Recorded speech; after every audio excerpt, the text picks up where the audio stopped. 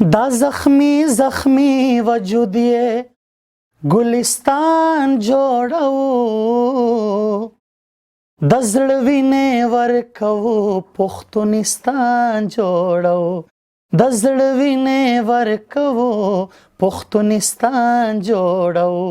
زما نوم پورا شاه فاروق دی. زما پیدایش په بنو کې شوی دی. فلحال اوسېږم په پېښور کې او تعلیم مې چې دی ایجوکیشن مې چې دی هغه ما میټرک کړی دی.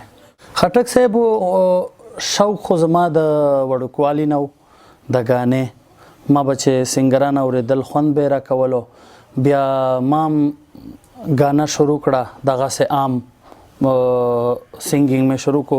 خو بیا چې کله ما ته اندازه ولګېده چې خلک ما سپورټ کوي خلکو ته زما आवाज خوند ورکوي بیا ما سپیشل د دې شي لږ زده کړه وکړه. ما سره سپورټ صرف زما د پلار و نور را سره د ترونو هم نه و د ماماګانو هم نه و. د مونږ والد صاحب چې کوم ماماګان دي هغه هم ما سره لکه د دې خبرې سپورټ نه و د دې خبرې خوښه یې نه وه چې یاره زمونږ د خپل د سنګینګ ته راشي ځکه چې د کلو ماحولونه تاسو ته اندازه ده په کلي کې بیا فنکار ته هنرمند ته خلک ډېر ډېر نامونه ورکوي قسمه قسمه نامونه ورکوي چې چا څه په زړه راځي هغه نام ورکوي. دوبۍ کې یو نظم ویلی و کلی ته مرا درومه خیه مسافر لالیا په وطن څه لګیا دي ته نه یې خبر لالیا بیا زما لویه ګناه دا ده چې پښتون یم. دغه نظم چې ما ویلی و د دې ګانې سپورټ د دې ګانې ویورز د دې ګانې چې څومره پښتانه دي هغه کا کنداري لهجې والا دي هغه که د یوسفزي لهجې والا دي هغه که د جلال آباد دي هغه که د کوټې دي نو دا تقریبا ټولو پښتانو خوښ کړی و.